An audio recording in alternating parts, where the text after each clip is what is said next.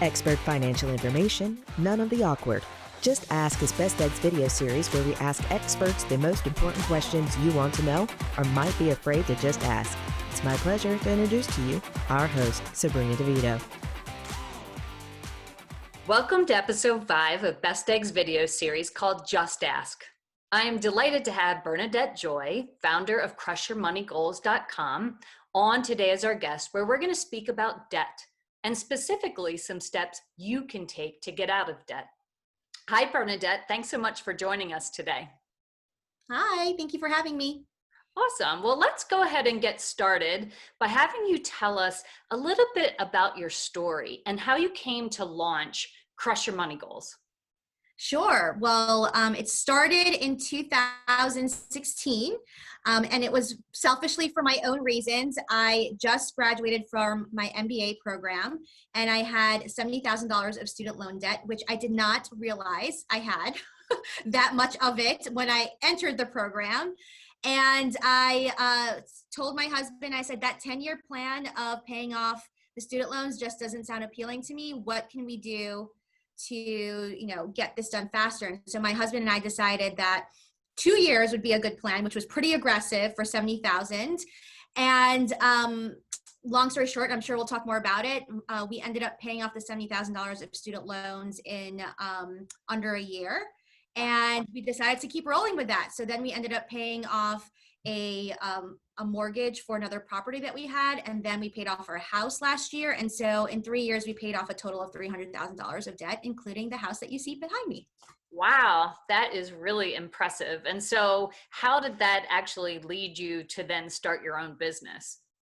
Yeah, so it all started just as, our little secret, to be honest. My husband and I, we did not talk to friends or family about money. It is not a thing that people felt comfortable at talking about. And I noticed that as I started sharing more and more of my story, I had more and more people reaching out and asking me, how did you do that? How did you get your husband on board? How did you do it in that time frame? And over time, it evolved into now what is Crush Your Money Goals, which is a combination of content, classes, and consulting people on how to work towards a debt-free lifestyle. And I did it because I just love it. I love seeing people get control of their finances, specifically women, and knowing the transformation it made in my life, I wanted to share that joy with other people. Okay. It seems to have worked out quite well for you.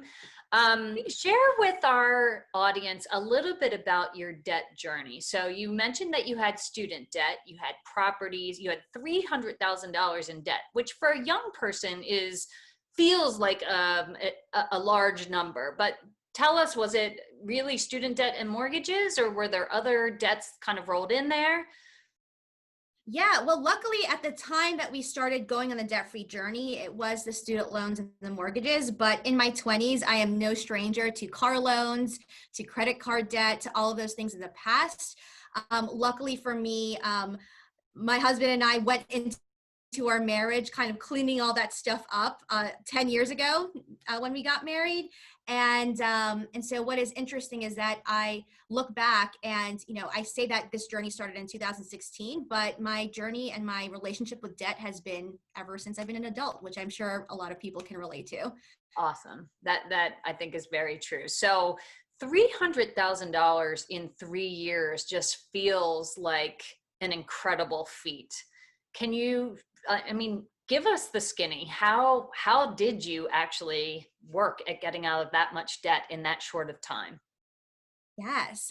So I'll say right off the bat, it is a big number because it was a lot of things that had to happen into it, and it wasn't linear. So, one of the fallacies that I have to tell people immediately is that if you think that we were able to do that just by me working a day job and my husband working a day job and just cutting all our expenses, like that's not how that happens. Okay. And and so when I look back in hindsight as to all of the different steps that we took, conveniently spelled out the word crush, which is why my whole business is called Crush Your Money Goals. So those 5 steps that I took are the steps that I tell everybody, and it's based off of my own experience. The first one being cultivating a new money mindset, which is how do I learn more about money? How do I teach myself? How do I kind of think differently than what has been traditionally taught to me in the past?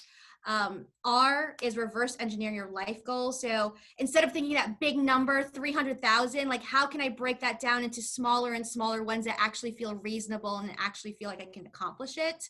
Okay. U, which is using your resources efficiently. What I don't like about the debt-free kind of rhetoric that I hear a lot right now is that people focus so heavily on just cutting everything out and trading their time for money and for energy. And I actually believe that there should be a balance between those 3 things. Those are the 3 most important resources. And so, instead of like going out and working yourself to the bone, like how can you conserve some of that energy and some of that time so that you can actually enjoy the money that you're trying to recoup? And then S, which is super counterintuitive to the debt-free lifestyle, which is spend on what you love. Again, there's this rhetoric out there that if you are trying to live a debt-free life, that you have to give up everything that's fun and good and exciting. And I just don't believe that to be true. I think a lot of the strategy involved thinking about what was really important to us and then focusing on spending our money in those areas and cutting expenses in areas that didn't matter to us. And then the last piece is hustle, which good old-fashioned hustle is great, but I believe in multiple streams of income. And again, if it weren't for having multiple ways that money were coming into our household, we would not have been able to do $300,000 in 3 years for sure. Did you have any interesting side hustles that you would share with folks? Like not easy, but successful tips for side hustles?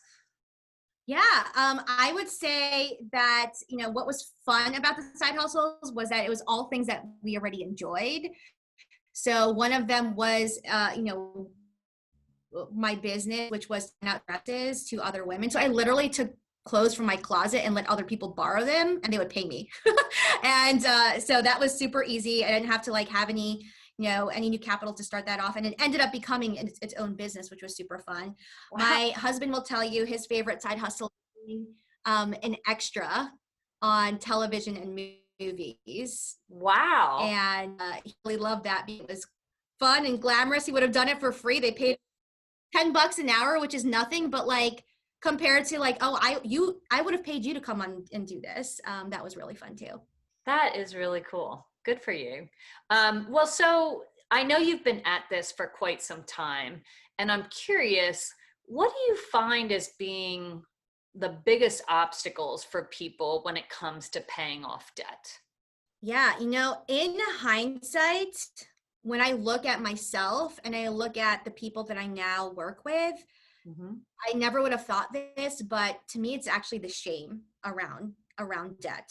There is so much emotion around finances. And I think the way that traditional financial services has treated money is that it's like a simple math game, and I just don't feel that to be true, especially for myself. Like I did not go into my MBA program thinking like, oh yeah, like what is my return on investment on the MBA program? I was like, I need to go get a graduate degree because I don't know what to do with my life and I don't want people to think I'm a loser. Like I actually said that to people, So I think, understanding how emotions play into this, and particularly shame, was probably one of the biggest obstacles I had to overcome personally because, and I would say for myself as a woman, as a person of color, there's not a lot of conversation around it. And so that was a big piece of the shame. And so the more that I talked about it, the more it was easy to overcome that obstacle.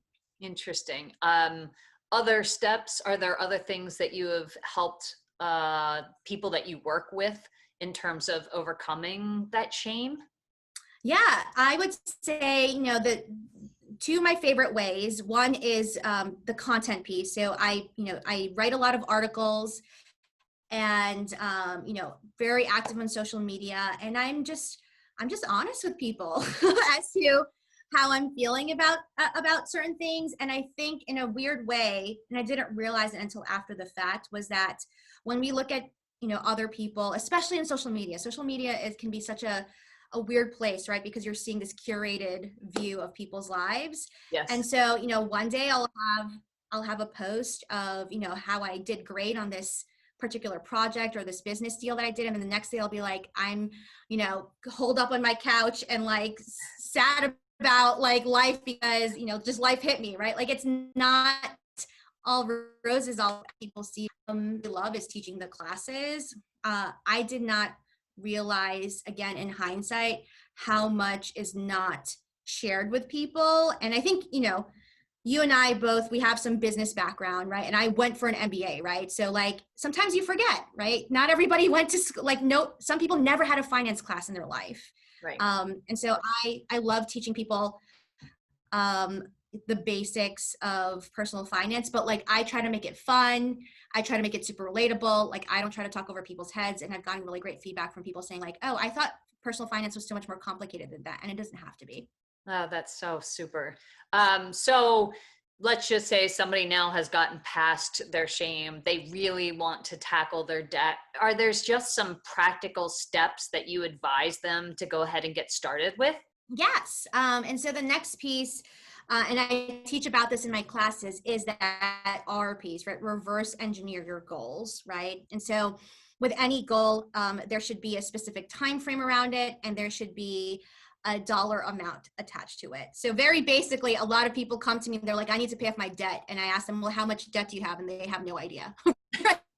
So first question is, let's get a real like number, not like, oh, I think I have this much. Like me, when I graduated from my MBA, I'm like, oh, I think I have like 30,000. No, it was actually 72,000. There was a big difference in what I thought I had. So yeah, getting that number, and then realistically thinking about like, what time frame do I want this to be done in, right? And so just as a simple example, of student loan debt, my husband and I said, let's pay it off in 2 years. That was about, you know, $35,000 per year. That was a little bit under $3,000 per month, which was then $750 per week, which was then a little over $100 a day, right? So that's the whole strategy around reverse engineering your life goals, is like, instead of thinking of $70,000, what can I do to make up the difference in $100 a day? That feels a lot more tangible than a big overwhelming number. Wow. That's really, really sounds like great advice, because I do think, I mean, what we have definitely heard from our customers is sometimes it just feels insurmountable. And rather than deal with it, they'd rather sort of just ignore it, kind of put their head in the sand. And I think it's really smart to advise them to sort of break it down into a reasonable, a bite-size nugget, if you will, rather than, trying to take in the whole candy bar at once. Absolutely. Hey, Bernadette, if you could leave people with one piece of advice for how to start getting out of debt, what would that be? So I would say it's pretty simple, and that's to determine what matters to you. And I actually teach this in my class as well. I'll give you a little bit of a nugget, but I ask people in my classes, what would like if you didn't have debt anymore? And to actually draw that picture. So you will see on my refrigerator from 4 years ago, there's a picture of me and my husband, and he's like doing yoga, and I'm like a little stick figure that's like snowboarding in the background, and we have a little tiny house, right? And what is so crazy, right, is that that's what I wanted, right, to be debt free. Most people are like, not like saying like, oh, I need a yacht or I need like something crazy. They're just like, I just want to work less. I want to spend time with my kids. Whatever that picture looks like, draw that picture and put it somewhere that you're not aiming towards the debt, the life after debt. And that has been hugely motivational for me. And as a success story, my husband and I are looking for our tiny house right now. And we never would have thought that would happen 4 years ago. So it can happen if you believe it can. Oh, that's awesome. Are you hoping to have a mobile little house, or one that you actually put like in the mountains or in the mountains? I don't want to drag that thing around. Oh, good for you. I'm a big fan of like, plumbing. Okay. Yeah. I kind of like blooming too. So I definitely relate. Well, good for you. That's really, really exciting. Yeah. Hey, on that note, we'll wrap up for the time being and end this edition of Just Ask. And I thank you so much, Bernadette, for joining us and honestly for the good tips and the advice. Thank you for having me. This was so much fun. Awesome. Well, we'll be continuing the series in the coming weeks and bringing more experts like Bernadette to answer your questions that help get your finances back on track. If you have questions about an area that you're financially struggling with and would like to have us tackle that in an upcoming video, let us know by reaching out to us here at Best Egg through our Facebook, Twitter, LinkedIn, and Instagram. Until then, thanks again, Bernadette. Stay safe, be healthy, and have an egg-cellent week.